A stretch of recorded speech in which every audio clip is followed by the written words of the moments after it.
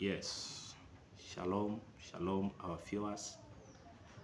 Niwakaribisha tena katika channel yetu ya God's Glory.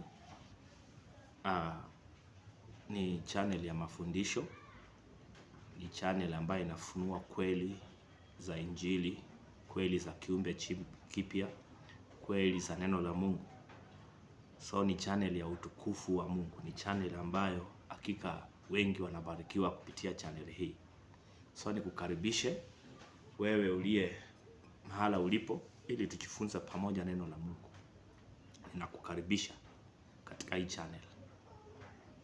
So taniruhusu tu tuanze kwa neno la maombi, alafu tutakuwa na kipindi kifupi sana kwa ajili ya kukuletea neno la leo. Tutaomba. Baba, katika jina la Yesu Kristo Mungu aliye hai, ni asante kwa neema, asante kwa fadhili, asante kwa utukufu. Ninakutukuza hata leo. Asante kwa wanaonisikiliza, asante kwa wanaonifuatilia. Baba, ninakuomba kwamba ukatukuke, macho ya mioyo yao ikapate kufunguka, pate kuliona neno lako katika kweli yote. Nuru inang'aa kwenye nafsi za watoto wako Bwana. Yeyote atakaosikia ujumbe huu hata paki kama kawaida, anapata kupatilishwa, anapata mtazamo mpya ndani yake. Mungu mkuu aliye hai, jitukuza na ukajidhihirishe. Hii Injili ikapenye katika mioyo ya watu wako. Hii Injili ikapenye katika mioyo ya watu wako waliokusudiwa. Mahala popote neno hili litasikilizwa, wacha likaweze kuwa msaada, likaweze kuwa ni sauti ya Mungu katika maisha ya watu wako. Mungu mkuu, ukapate kuonekana. Ninaomba na kupokea kwamba tunatiwa nuru hata leo. Hakuna nafasi ya makosa katika kufundisha wala kupokea. Neno la Mungu linawasilishwa katika usawa, katika usahihi na katika ufahamu wote na ujuzi wote. Epignosis. Mungu mkuu, ukapate kuonekana katika jina la Yesu nimeomba, amen. So nikukaribisha katika fundisho la leo. Ni fundisho fupi ambalo nitakuletea katika channel yetu ama TV ya God's Glory. Mungu akinijalia tutakuwa tukijifunza mara kwa mara, na hili somo ni muendelezo, tutakuwa tukiendelea nalo kama vile Baba atakavyotujalia. So kichwa cha somo la leo nitakipa kwamba moyo wa ibada ya kila siku. Moyo wa ibada ya kila siku. Leo ni sehemu ya kwanza. So ninakuomba kwamba chukua kitabu, kalamu, notebook yako na kalamu ili tujifunze. Hili ni darasa ama hapa ni darasani. So kuwa tayari kwa ajili ya kujifunza, kuwa na moyo wa utiifu, utaweza kumuona Bwana. So pia usiache akili nyuma. Katika kujifunza neno la Mungu kuna kuoji maneno, kuna kuoji maandiko katika akili. Oji, usipebwe tu na kila aina ya mafundisho. Oji kila kinachofundishwa, uliza maswali, pate kuchipiwa. So tutaanza na kusema kwamba nataka leo nimesema kwamba moyo wa ibada ya kila siku, moyo wa ibada ya kila siku, sehemu ya kwanza. So tutaangalia kitu kimoja kinaitwa ufahamu kuhusu ukombozi. Ufahamu kuhusu ukombozi. Hapo ndio kama tunaweza tukaita subtopic. Ufahamu kuhusu ukombozi, ambayo ni sehemu ya kwanza. Wakolosai 1:13 mpaka 14. Kitabu cha Wakolosai 1:13 mpaka 14. Biblia inasema kwamba naye alituokoa katika nguvu za giza, akatuhamisha na kutuingiza katika ufalme wa mwana wa pendo lake. 14. Ambaye katika yeye tuna ukombozi, yani msamaha wa dhambi. Nitasoma tena. Wakolosai 1:13 mpaka 14. Naye alituokoa katika nguvu za giza. Alituokoa katika nguvu za giza, akatuhamisha na kutuingiza katika ufalme wa mwana wa pendo lake. 14. Ambaye katika yeye tuna ukombozi. Tuna ukombozi, anasema kwamba yani masamaha ya dhambi. So tunajifunza nini leo kutokea katika mstari huu? Maana huu ndio mstari ambao tutakuwa tukiteremka nao. Tunajifunza nini? So nikukaribisha kabisa ili tuangalie mambo machache mno katika mstari huu, na ninaamini kwamba maongozi ya Roho ndani yako na ndani yangu yatatupa kuelewa kile ambacho Mungu amekusudia katika mstari huu. So na imani katika hilo. So hili ni fundisho muhimu sana kwa muamini aliyeamini Kristo na kazi yake. Fundisho la ukombozi. Fundisho la ukombozi ni fundisho muhimu sana kwa muamini aliyeamini Kristo na kazi yake. So umuhimu huu utampa nafasi ya kujua. Umuhimu huu utampa nafasi ya kujua nini ukombozi umefanya. Kumbuka neno ukombozi. Nini ukombozi umefanya? Na ni kwa namna gani ukombozi umemwezesha muamini? Na ni namna gani ukombozi umemwezesha muamini? Ufahamu sahihi kuhusu wokovu utasaliwa kwa waamini ambao wamechanganyikiwa kwa muda mrefu kuhusu uhalisia wa ukombozi wao. Narudia tena. Ufahamu sahihi kuhusu ukombozi utasaliwa kwa waamini ambao wamechanganyikiwa kwa muda mrefu kuhusu uhalisia wa ukombozi wao. Maana kuna waamini wengi ambao wako makanisani lakini wamechanganyikiwa miaka na miaka. Hawaelewi uhalisia wa ukombozi wao katika Kristo Yesu. Lakini fundisho hili litakusaidia kuelewa uhalisia wako. Ni nini ulipokea? Ni nini ambacho tunakiita, maandiko inakiita ukombozi? Huo ukombozi ndio nini? So nina imani kwamba ufahamu sahihi utasaliwa katika maisha yako na utapenda kweli, utafurahia. Na hapa ndio tunaanzia kuangalia usahihi wa fundisho la wokovu kwa kuangalia nini kilifanyika katika ukombozi wetu. Narudia, na hapa ndio tunaanzia kuangalia usahihi wa fundisho la wokovu kwa kuangalia nini kilifanyika katika ukombozi wetu. Hivyo tutakuwa makini katika kulitazama neno la Mungu katika uchambuzi, katika Bible study yetu. Tutakuwa makini kwa kuanzia kwenye nukuu yetu ya Biblia kutoka kwa Wakolosai. Tunaona ya kuwa ukombozi ndio msamaha wa dhambi. Ukombozi ndio msamaha wa dhambi. Anasema mstari wa 14 kwamba ambaye katika yeye tuna ukombozi, yani msamaha wa dhambi. So ukombozi ndio msamaha wa dhambi. Yani mambo yako tu clear hivyo. Mambo yako hivyo clear. So anasema kwamba ukombozi ndio msamaha wa dhambi, na msamaha huu ni katika mwana wake ambaye ni Kristo Yesu.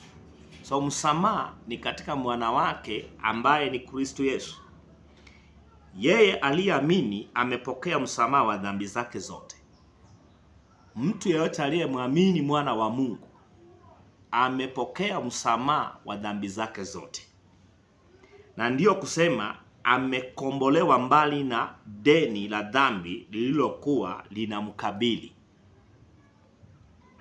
Na ndiyo kusema amekombolewa mbali na deni la dhambi lililokuwa linamkabili.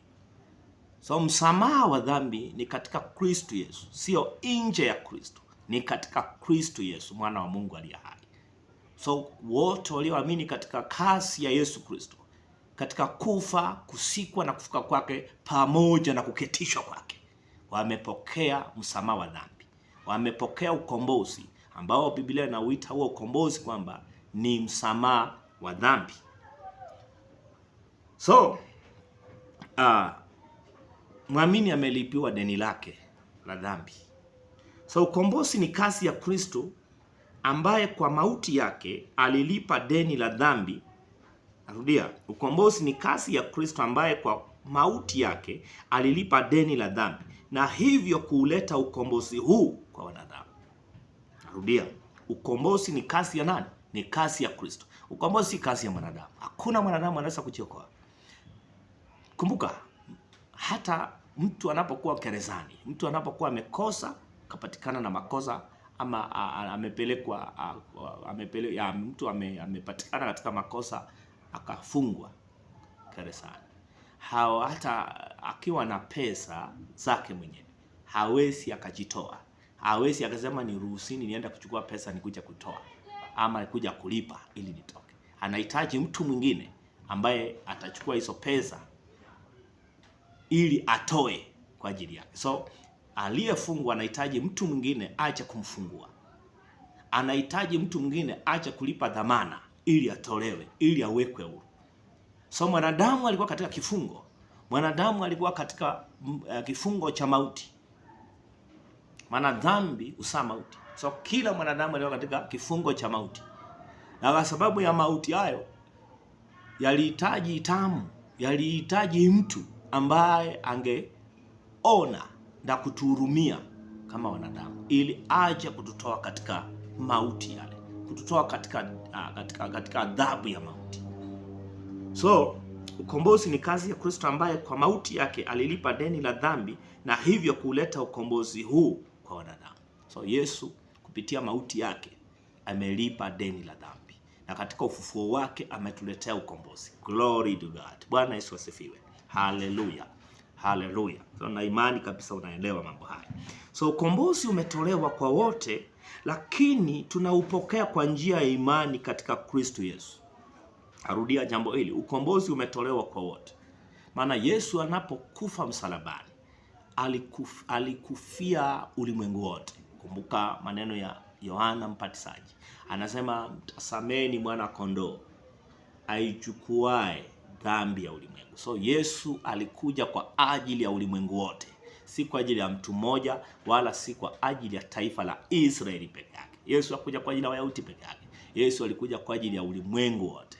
Taifa la Israeli lilikuwa ni kumleta Kristo.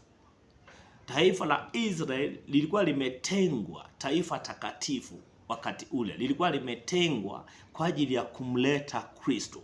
So taifa la Israeli linaitwa taifa takatifu kwa sababu kazi ya taifa hili lilikuwa limlete Kristo, limlete Masihi wa Bwana, limlete Masihi.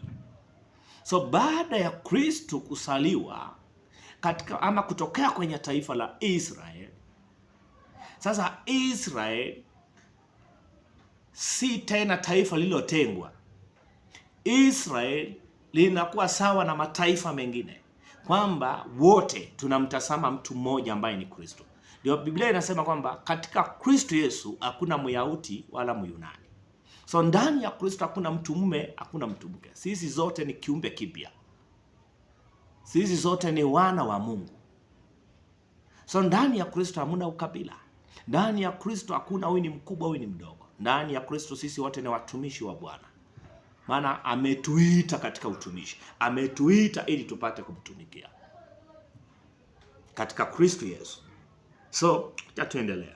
So nimesema kwamba ukombozi ni kazi ya Kristo ambaye kwa mauti yake alilipa deni la dhambi na hivyo kuleta ukombozi huu kwa wanadamu. So ukombozi umetolewa kwa wote, lakini tunaupokea kwa njia ya imani katika Kristo Yesu. So ukombozi umetolewa, msamaha wa dhambi umetolewa, lakini unapokelewa kwa imani wala si kwa matendo. Biblia inasema si kwa matendo, ili mtu asijifune, ili mtu asijisifu. Wengi wanajisifia matendo yao, lakini hakuna mwenye mwili, Biblia inasema hakuna mwenye mwili atakayehesabiwa haki mbele za Mungu juu ya matendo yake, au wakati mwingine naita juu ya sheria, kwa juu ya sheria. Maana sheria ile hali ya kujihesabia kwamba matendo yako ni mema, sasa unahitaji uhesabiwe haki mbele za Mungu. Soma Warumi 4 kuanzia 1 mpaka 6 pale. Utaona Biblia inasema kwamba kama Ibrahimu alihesabiwa haki kwa matendo yake, basi analo la kujisifia, lakini si mbele za Mungu.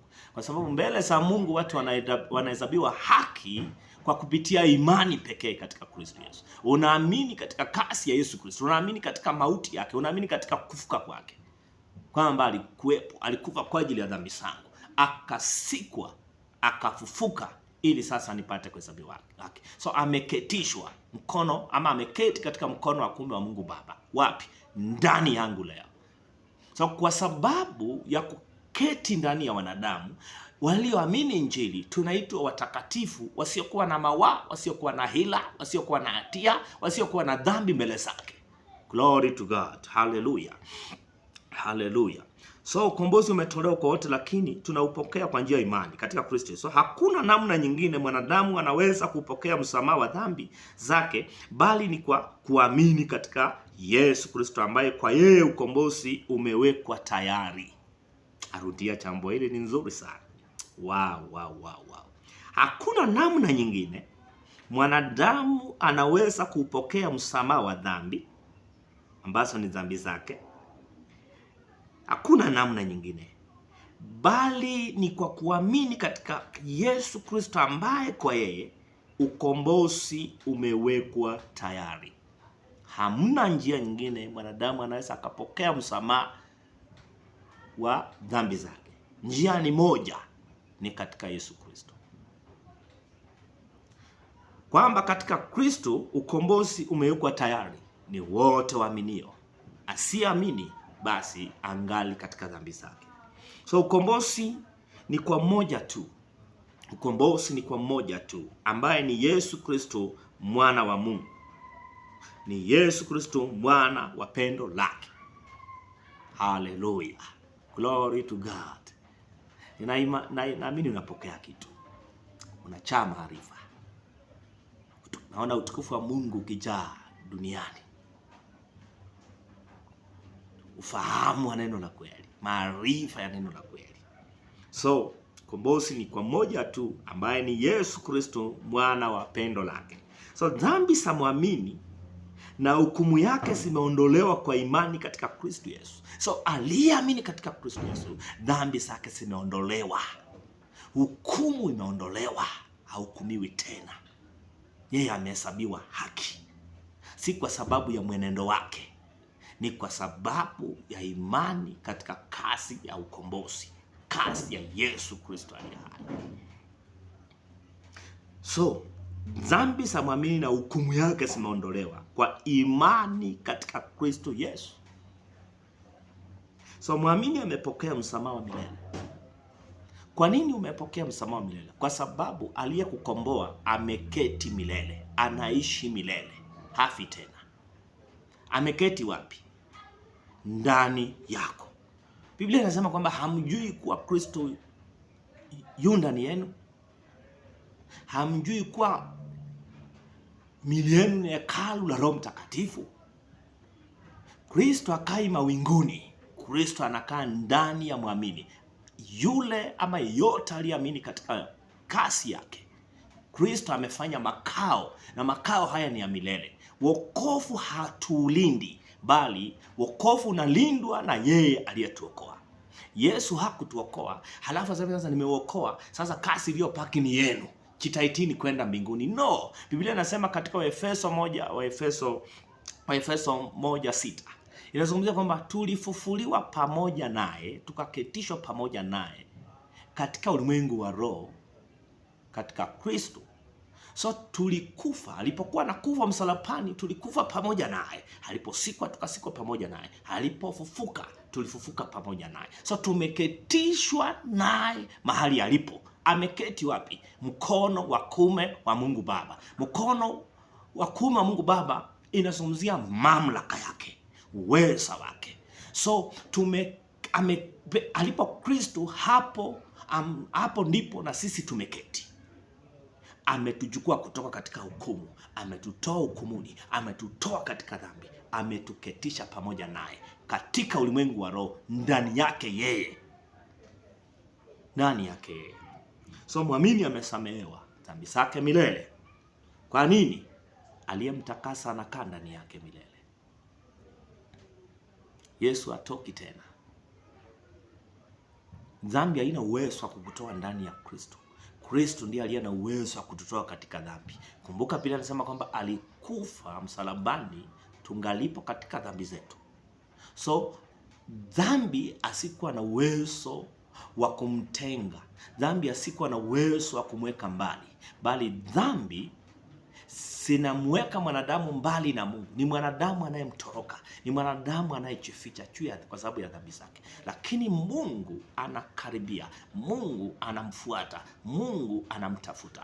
Angalia kitabu cha Genesis, Mwanzo, tunamuona Mungu akimtafuta Adam na Hawa, licha kuwa walikuwa wametenda dhambi, walikuwa wamekataa kuamini katika hati yake, walikuwa wamekataa kuamini katika neno lililoletwa kwake na Bwana. So Mungu aliwafuata, lakini waliposikia sauti ya Mungu wakatoroka, wakaenda kujificha. Angalia hata wakati Kaini ametenda dhambi, Mungu hakujitenga naye, Mungu hakumkataa. Mungu aliweka alama juu yake ili yeyote asije akamua Kaini. So dhambi haimtengi Mungu na sisi. Dhambi inatutenga sisi na Mungu, lakini Mungu siku zote umtafuta mwanadamu. So dhambi haina uwezo wa kututoa sisi tulio katika Kristo Yesu, situtoe ndani ya Kristo. Dhambi zetu katika Kristo hasihesabiki, hasina uwezo.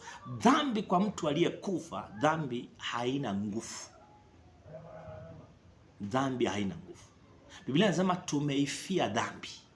Tumeifia dhambi. So dhambi haina nguvu juu yetu. Tulikufa pamoja naye, tukasikwa pamoja naye, tukafufuka pamoja naye. Glory to God. Na imani kwamba unapokea neno la Mungu katika usahihi. Unapokea maarifa katika usahihi na utachengwa katika channel hii, katika kipindi hiki cha neno la Mungu. So dhambi za muamini na hukumu yake zimeondolewa kwa imani katika Kristo. So muamini amepokea msamaha wa milele. Angalia Warumi 8:1. Warumi 8:1. Roman chapter 8 verse 1. Sasa hakuna hukumu ya adhabu juu yao walio katika Kristo Yesu. Hakuna hukumu ya adhabu juu ya hao.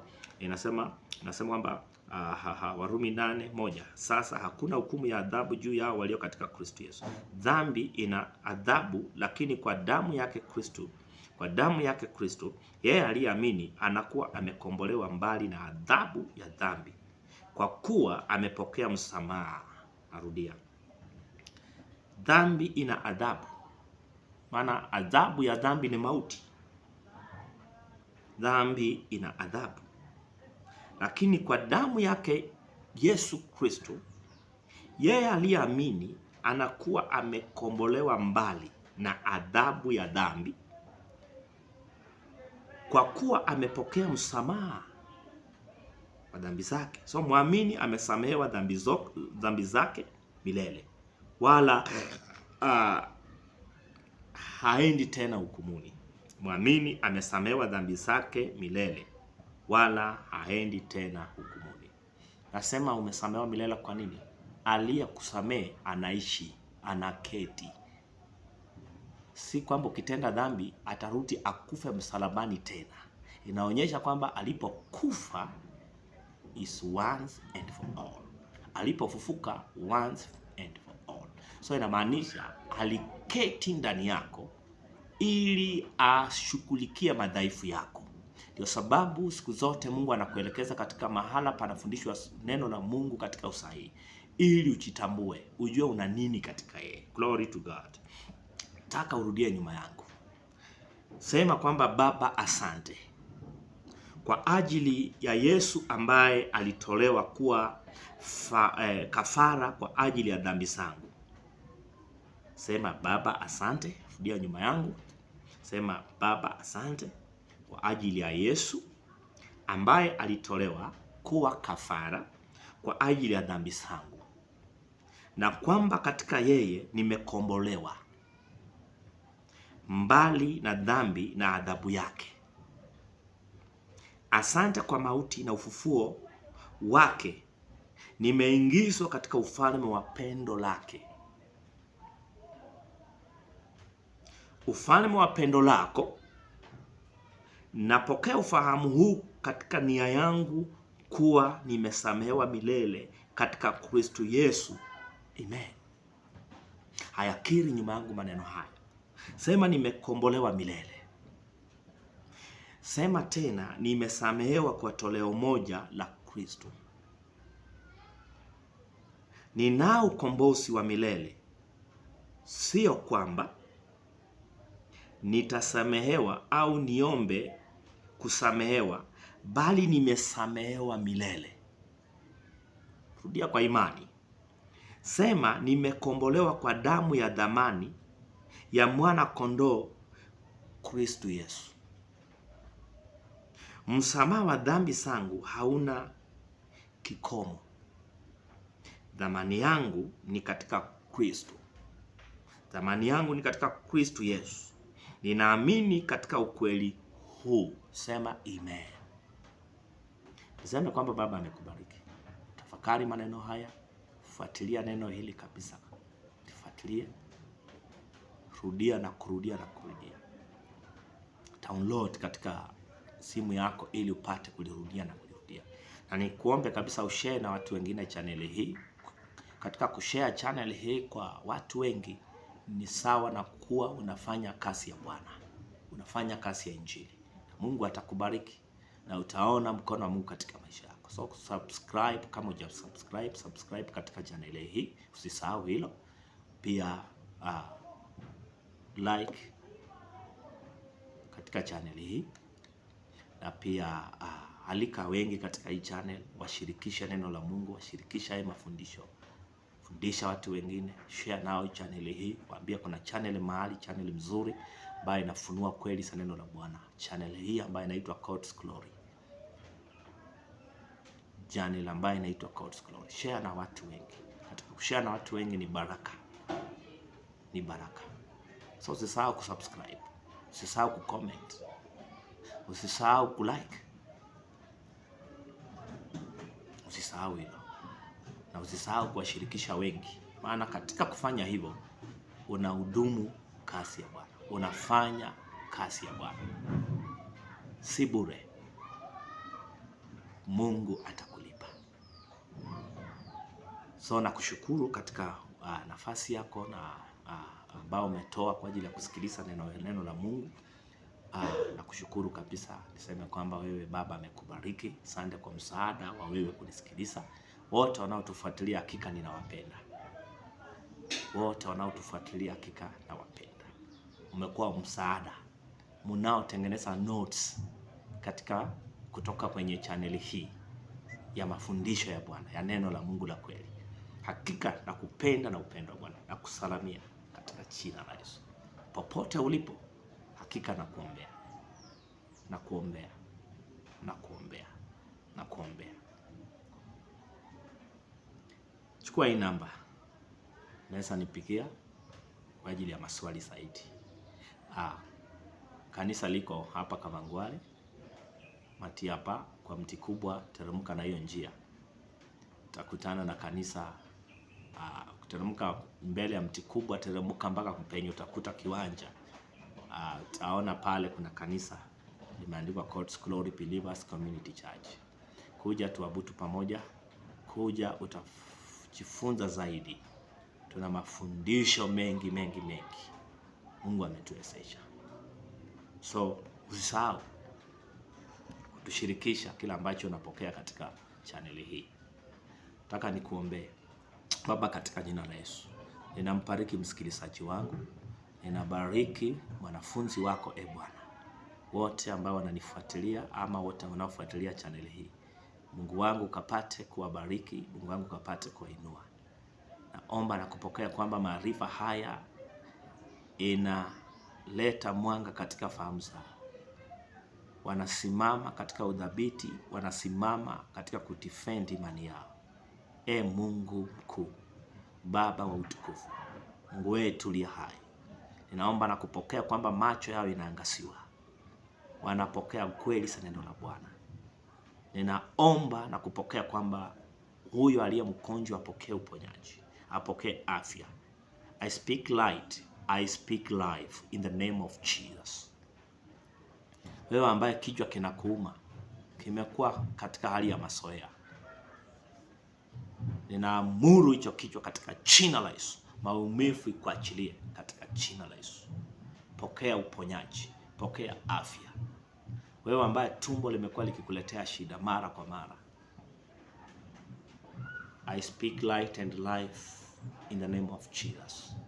Pokea uponyaji wako. Mungu akutukuze, Mungu akuinue katika jina la Yesu. Baba, ni asante na wabariki wasikilizaji wako. Aliye mdhaifu anainuliwa, aliye mgonjwa naomba na kupokea kwamba amepona katika jina la Yesu. Hii ni channel ya imani. Hii ni channel ya utukufu wa Mungu. Baba, mkono wako ukawakuza watu wako katika jina la Yesu Kristo. Pokea neema ya Mungu. Pokea nguvu za Mungu ndani yako katika jina la Yesu. Mungu akuwezeshe ushinde. Shinda katika jina la Yesu Kristo.